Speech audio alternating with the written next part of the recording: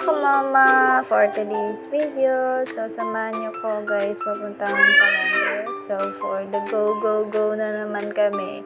Kasi nag-request yung lola namin na mag-ulam ng pinakbet. Kaya go talaga kami dito sa palengke. So guys, ayan na guys, pupunta kami dito sa baboyan. Ayan, baboy yun dyan. Bibili kami ng baboy. So, ayan na guys, punta kami dito sa section ng mga gulayan sa palengke. Ayan. O, flex ko lang yung mga gulay dito. O, yan. O, natabunan na siya guys. So, ayan guys, ayan talong. Yan, bumili ako ng talong dyan guys. Tsaka kalabasa kasi yun ang wala sa gulayan namin. So, ayan na guys, ayan na yung talong namin. So, ayan na guys, pauwi na kami kasi magluluto pa ako ng pinakbet. So, abangan nyo mamaya. So, ayan na guys, dito na kami sa bahay. Pauwi na kami kasama ang aking lola. So, dito na ako guys. So, ayan na guys, start na ako magluto ng pinakbet. So, ayan guys, naglagay muna ako ng mantika dyan. Gisa-gisa muna para masarap. So, for the go na ako dito guys. Ayan na guys.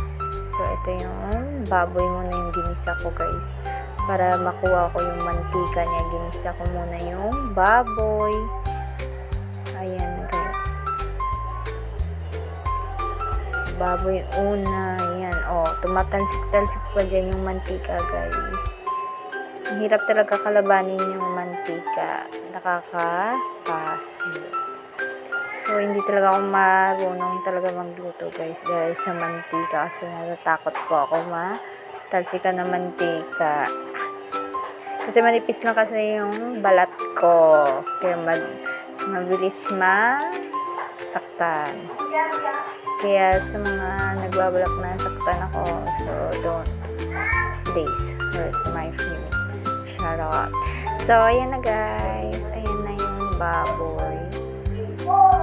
Tapos kung gisahin. So, yung next ko naman dyan gisa is yung bawang sibuyas. Una yung sibuyas.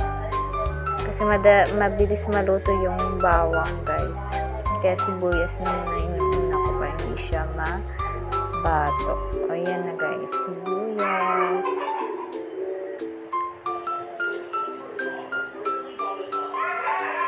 Flex ko lang guys yung ginigisa ko. Master chef na ako guys. Tiyan. O, yan na guys. Bawang.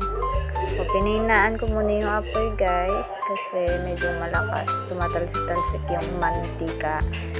So, yan na guys. Nakaano ko dyan guys. Naka-good. O, yan na guys. Flex ko pala yung bagoong. Ginisang bagoong. Yan ang galing sa mama at papa ng asawa ko. Thank you po pala sa bagoong.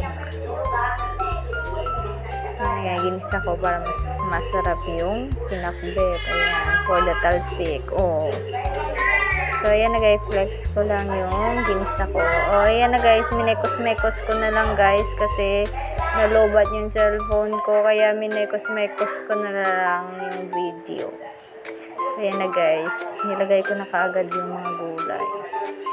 Kasi nalobat yung phone ko. So, ayan na guys, flex ko Namit na yan, pakbet na.